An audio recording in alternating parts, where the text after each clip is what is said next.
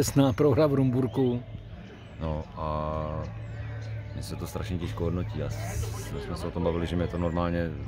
ubíjí tyhle zápasy nebo vůbec ty naše výkony. Ubíjí v tom, že my si něco řekneme před zápasem,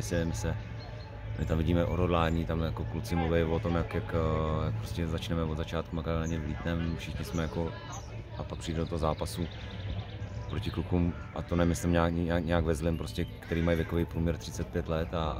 a my to odchodíme, prostě první poločas,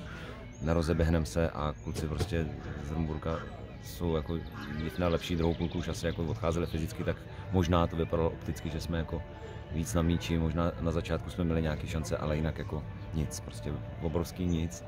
a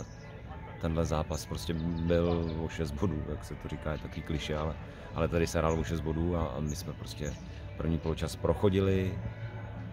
a druhou půlku jsme zkoušeli něco dohnat, ale nedohnali. Z pohledu laika nebo z pohledu mého,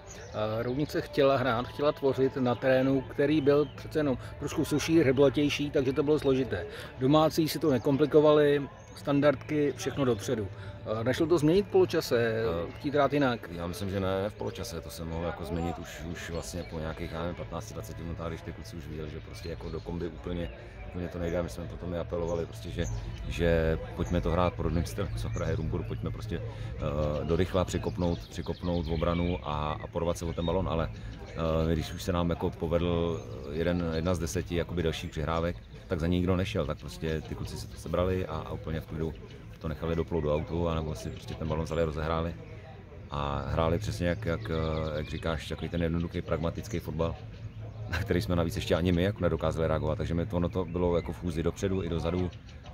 a nebylo tam prostě vůbec nic.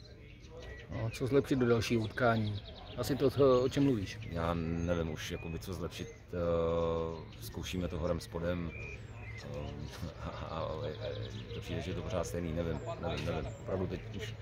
nevím, co jako říct jako jinýho novýho klukům, můžeme zase zkoušet stejně namotivovat, jako před každým zápasem, můžeme zkoušet trénovat úplně pořád dokola, ale je to prostě někde v hlavě a ty kluci samozřejmě na tom placi s tím musí přijít sami. To nechci jako nějak potápět, že se tomu jako, samozřejmě beru to i na nás, jako na trenéry, že my nějakým způsobem musíme vyhecovat, hecnout před tím zápasem, asi to neumíme, já nevím.